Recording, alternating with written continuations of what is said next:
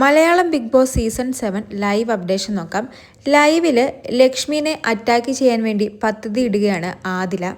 ഇപ്പോൾ 2 ദിവസമായി കിരീട യുദ്ധം എന്ന് പറയുന്ന ടാസ്ക് നടക്കുകയാണ്. അതിൽ നമ്മുടെ ലക്ഷ്മി, ജിഷിൻ, നെവിൻ ഇവർ 3 പേരും ഒരു ടീമാണ്. അതുപോലെ തന്നെ ഒനീൽ, ആദില, പ്രവീൺ അവർ 3 പേരും മറ്റൊരു ടീമാണ്. പല ടൈമിലും ആദില നെവീനെ അറ്റാക്ക് ചെയ്യാൻ ചെല്ലുമ്പോൾ നെവീൻ്റെ സഹായിയാണ് ലക്ഷ്മി തിരിച്ച് ആദിലേനെ അറ്റാക്ക് ചെയ്യുന്നുണ്ട്. ഇതൊരു ഫിസിക്കൽ ടാസ്ക് അല്ല എന്ന് ബിഗ് ബോസ് പറഞ്ഞിട്ടും പലതവണ മനഃപൂർവ്വം ലക്ഷ്മി ആദിലേനെ അറ്റാക്ക് ചെയ്യാൻ ശ്രമിക്കുന്നുണ്ട് എന്നാണ് നമ്മുടെ ആദില പറയുന്നത്. ഇന്നത്തെ ടാസ്കിനിടയിലും ലക്ഷ്മി മനഃപൂർവ്വം തന്നെ 2-3 തവണ നമ്മുടെ ആദിലേനെ ചവിട്ടുകയും തൊഴിക്കുകയും ഒക്കെ ചെയ്തെന്നാണ് ആദില പറയുന്നത്. ഓൾറെഡി ലക്ഷ്മിയും ആദിലയും നൂറയും തമ്മിൽ ഒരു പ്രശ്നമുണ്ട്. അതായത് ലക്ഷ്മി വന്ന സമയത്ത് വൈൽഡ് കാർഡുകൾ വന്ന സമയത്ത് ഓരോരുത്തരെയും ടാർഗറ്റ് ചെയ്തിരുന്നു. അങ്ങനെ നമ്മുടെ ലക്ഷ്മി ടാർഗറ്റ് ചെയ്തത് ആദിലേനെയും നൂറയുമായിരുന്നു.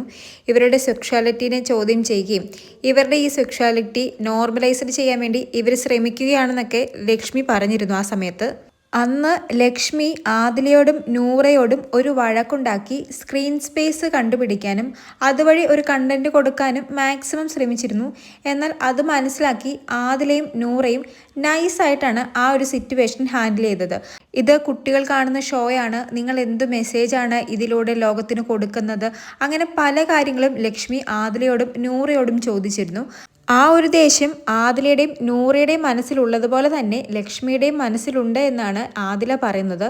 അതുകൊണ്ട് തന്നെ മനഃപൂർവ്വമാണ് ഇപ്പോൾ ആദിലേനെ ലക്ഷ്മി അറ്റാക്ക് ചെയ്യുന്നത് എന്നാണ് ആദില പറയുന്നത്. അതുകൊണ്ട് തന്നെ നാളെ കിരീടയുദ്ധത്തിൻ്റെ 3ാമത്തെ റൗണ്ട് നടക്കുകയാണ്. ആ സമയത്ത് ആദില തിരിച്ച് ലക്ഷ്മിനെ അറ്റാക്ക് ചെയ്യാൻ വേണ്ടി പ്ലാൻ ചെയ്യുകയാണ്.